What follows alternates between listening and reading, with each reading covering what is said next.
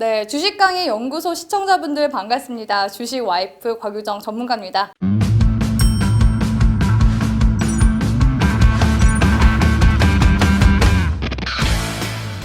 우리 시청자분들 복습 열심히 잘 하고 계신가요? 제가 예습까지는 바라지 않겠지만 복습은 꼭 하시면서 이 강의 영상을 시청하시길 바랄게요. 자, 오늘은 정말 중요한 강의를 가지고 왔습니다. 주식 와이프는 딱 이 4가지만 보고서 매매를 한다고 말씀을 드리고 싶은데 바로 실수, 차이, 매매법입니다.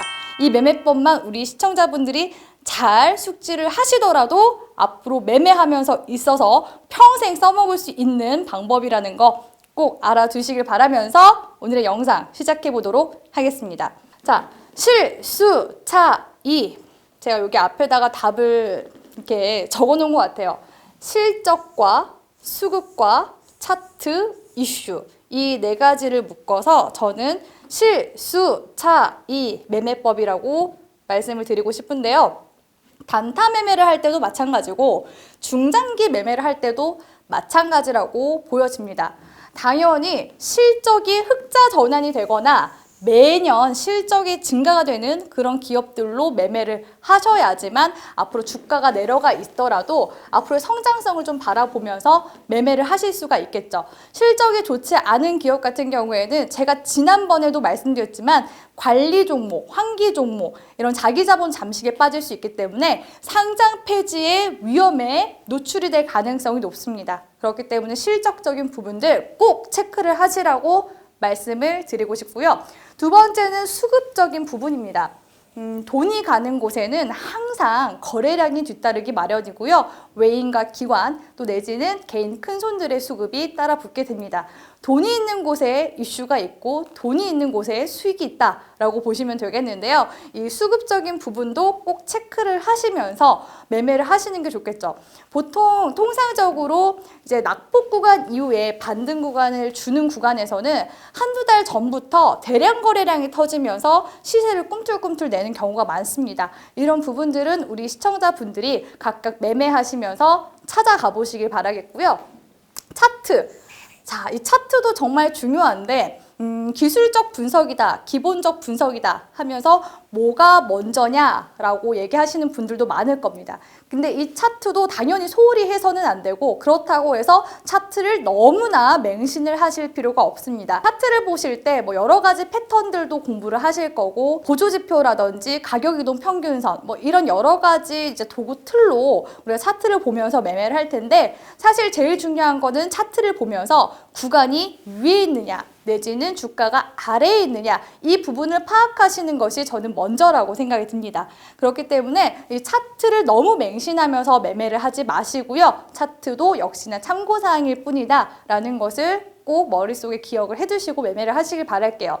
마지막으로는 이슈인데 당연히 이슈와 수급은 뗄래야 뗄 수 없는 사이라고 보실 수가 있겠죠.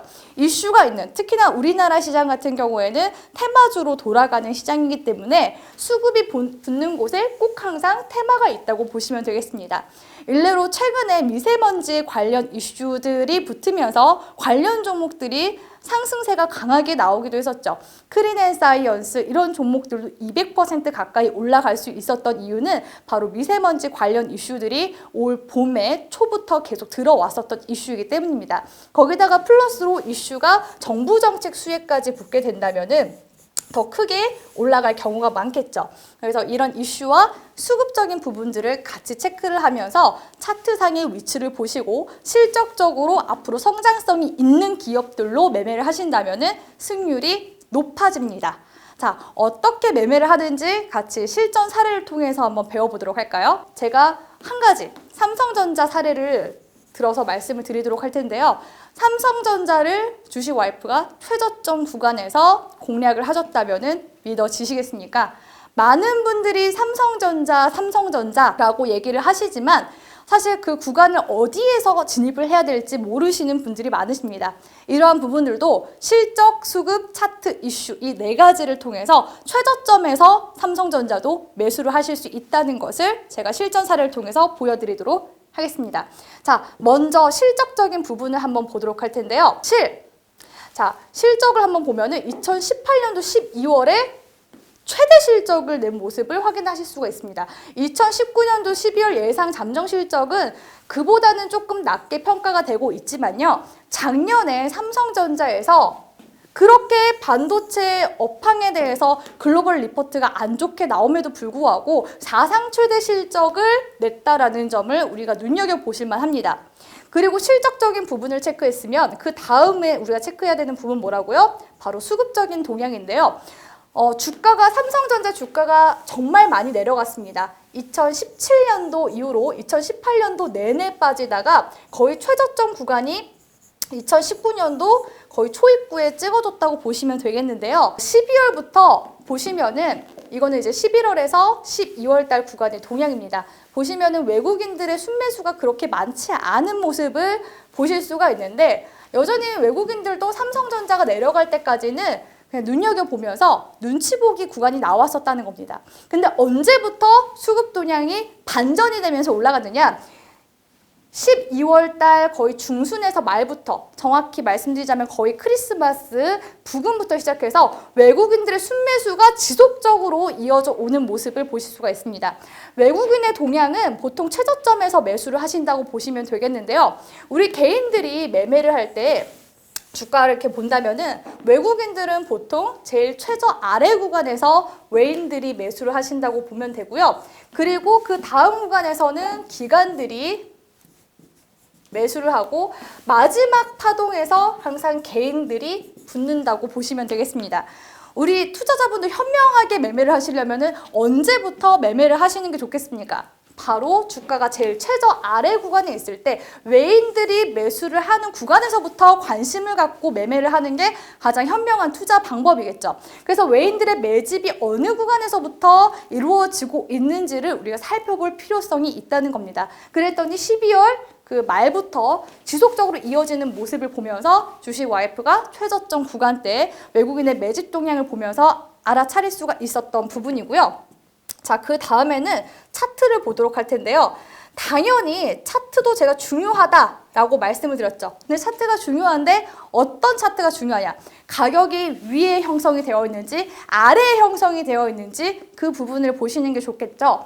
삼성전자가 최고가 액면 이제 분할을 하면서 57,520원을 찍어주고 나서 그 이후에 낙폭 구간이 어느 정도 나왔었냐면 마이너스 35% 이상 나왔습니다. 조정 구간을 작년 내내 줬었다고 보시면 되겠고요. 이 최저 구간에서 바로 이 변동성 구간, 지지부진하게 흘러가는 바닥 구간에서 외국인들의 순매수가 이어져 오는 것을 포착을 할 수가 있었습니다. 그래서 정확하게 제가 매수 구간 잡아드릴 수 있었고 목표 구간 48,000원 구간대가 매물대다라고 말씀을 드렸었는데 최근에 흐름 보시면 아시겠지만 47,000원에서 48,000원대까지 매물대 구간 형성되어 있는 모습들을 지금 와서 확인을 해보실 수가 있습니다.